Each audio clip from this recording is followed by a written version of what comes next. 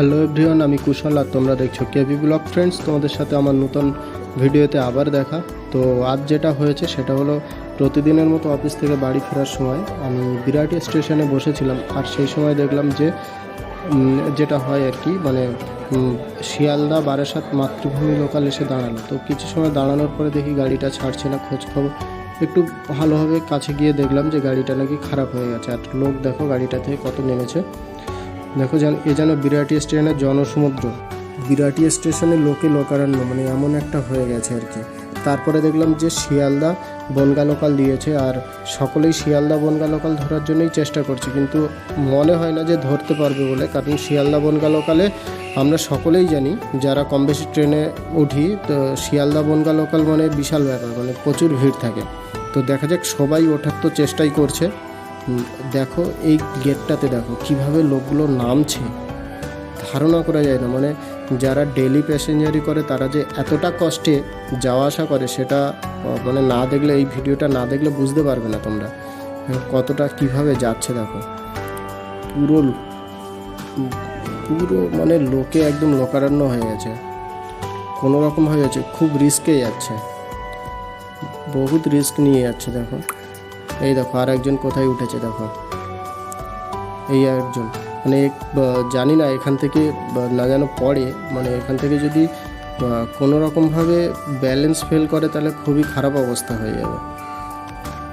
দেখো বিশাল, মানে কি হলো ধারণা করা যায় না, এতটাই ভিড় হয়েছে। দেখো কিভাবে ধরছে। দেখো একটা ট্রেনের প্রবলেম হলে আমাদের শিয়ালদা বারাসাত বা শিয়ালদা হাসনাবাদ, শিয়ালদা বনগা লোকালে এতটাই ভিড় হয়, ধারণা করা যায় না।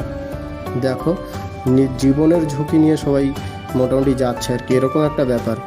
যাই হোক, ট্রেনটা ছেড়ে দিয়েছে, একজন উঠতেও পারলো না, উনি তো কী বলবো। লেডিসে ভিড় দেখো, ঠেলাগুতো অলরেডি শুরু হয়েও গেছে, তো হবে তো লাস্ট। সবাই ঝুলেই যাচ্ছে। দেখো জীবনের রিস্ক নিয়ে যাচ্ছে কীরকমভাবে। তো ফ্রেন্ডস, ভিডিওটা পর্যন্ত দেখো, আর ভালো লাগলে অবশ্যই লাইক শেয়ার কমেন্ট অবশ্যই করো। তো দেখো কিভাবে যাচ্ছে সব। যাই হোক, এখনও এত লোক থেকে গেছে, পরের ট্রেনটাও মানে ওঠা যাবে কিনা সন্দেহ আছে। প্রায় রাত 8:30 বাজে এখন, তো এখনও এত মানুষ মানে আছে আর কি, যে বাড়ি যাওয়ার অপেক্ষায় আছে।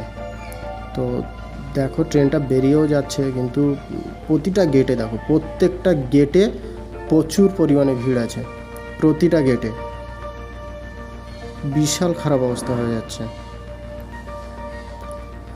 তো যাই হোক, তারপরে আমরা কিছু সময় পরে শুনলাম যে মাতৃভূমি লোকালটা নাকি কোনো রকমভাবে যাবে বারাসাত পর্যন্ত, মানে কোনো রকমভাবে ঠিক হয়েছে। অ্যাকচুয়ালি যেটা হয়, মাতৃভূমি লোকালটা তোমার বারাসাতে গিয়ে আবার ওটা হাসনাবাদ হয়, কিন্তু হয়তো হবে না, বারাসাত পর্যন্ত যাবে। বিরাটি স্টেশনের আজকের অবস্থা এরকমই ছিল।